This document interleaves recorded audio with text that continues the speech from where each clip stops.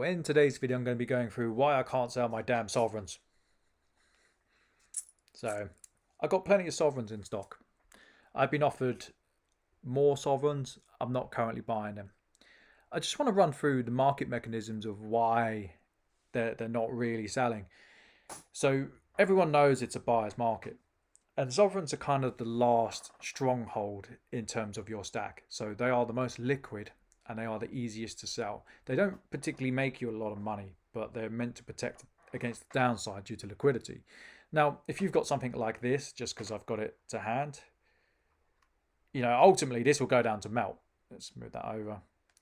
But the collector premium is going to benchmark it. So what will happen in buyers markets, that will drop and drop and drop and drop unless you can find a buyer. That's not a good place to be in. But with sovereigns, there isn't really much to drop. You're kind of anchoring it, which is why I've always said to people that you should have a combination of multiple types of coins. Now, in terms of why the sovereigns aren't moving, the reality is there's too many sellers on the market. There's a cost of living crisis, and the bulk and the cost of gold has skyrocketed. So there was a guy recently, or there was a couple of guys recently actually. They were saying, what's the point of buying sovereigns if I can't sell them? Can't sell them for spot. What he didn't factor into the equation, the person speaking about it was a dialogue, was that I think gold had gone up £150 an ounce. Now, math for argument's sake, let's just say it's 37.50, which would be a quarter. He hadn't factored in that the premium moves. When there's such price increases or price drops, the premiums move. It's not kind of tallied to spot always. So if you got the price doing this, the premium will shutter along like this, right? It will shutter along like across spot. It happens a lot. I've seen it for years and years and years. So you always get people, when it shoots up really quickly, everyone wants to sell, but no one wants to buy because it shot up too quickly. I've always said to people, you want to be buying and selling in a stable market. If you like, not even in a trader's sense, like if you're selling, you want a stable market because at least you know where you stand. Now, when the price drops through the floor, I get 10, 20 people message me every time. Oh, why can't you sell it for this, Sean? And it's like, but we've been through this, we've been through it so many times. I have to rebuy before I can bring the premiums down that much. Yeah, well, it's not fair. When the price goes up, you get an extra premium on it. And it's like, well, not really, because I tend to anchor my prices anyway. So, for example, if the price goes up, I know what I want to make out of something. If it just gets it off my books, I'm happy to do that. Not all dealers run it that way. That's down to each individual to look at themselves in the mirror and know what they want. I've got no problem just making the money I originally intended. It's easy to do it in an upward market, but in a downward market, people get on my case. Oh, I don't think it's personal. Like they're just like, oh, come on, Sean. Like, why isn't it cheaper? And I say, well, next time it comes in, and then I've got to form the spread again.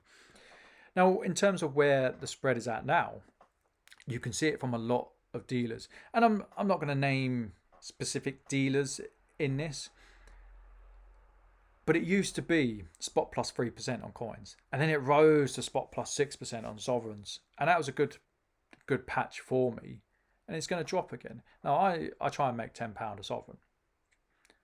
That's an average though. I'm not looking at £10 at every coin. I want to make £10 over the course of a year on average, and that's fine. So in the times where I was making £15 a coin, I always knew there was going to be times where I make £5 a coin. Because my business model is not as good as some of the bigger dealers in the sense, I can't just say to people, I'm paying 96% at spot, because they're like, hang on, Sean, you've kind of run on a ticket, you buy sovereigns for spot, and I do. But when it gets super, super tight, there's no incentive for me to work, for £2-3 a coin. I've been there, I've done it. It's a really hard slog, and it just isn't worth the aggro. And it's not about profit. It's about the fact that if the market goes against you and the spread is so thin, you can start working for free, or you can start paying to work. it's work experience rather than a business, and that's hard. That's a really difficult place to put yourself in. But the way it's going at the moment, because there's too many buyers and there's been a perfect storm with the cost of living and the gold price being all over the place, that spread is getting thinner. It's getting really thin. So I think I've seen some dealers put it up for spot plus 2%. That's a very, very thin spread. So what's going to happen is you've got the big boys and you've got the players who have got excessive liquidity because they've been in this game a very, very long time. They ride out the storms and they're going to eat the smaller dealers. The smaller dealers are going to get to a point where, like, I can't trade. I can't trade effectively. I don't have the bankroll to hold on to the better times, and they're going to slowly peel away from the scene. Some of them will come back. Someone like me, I'm like nailing jelly to a wall. I'm very slippery. A lot of people will realise that over the years that I tend to come out on top, and that's because I'm a tactician. I'm very good at what I do. Like, I'm seeing these things 3 months, 6 months in advance, and that's not to blow my own trumpet. That really isn't. I've been in the game a long time. I know how the game works. I'm going to sit out on the sidelines on this one because I don't particularly want to pay people less than spot. I don't think that's a fair number. And if I was to, I'd probably anchor it around 99. But the reality is, if it's a straight up shootout between me and some of the big boys, and they want to drop it to say 95 because they can only sell it at spot, I'm not going to be trading that market. It's not profitable for me to do so.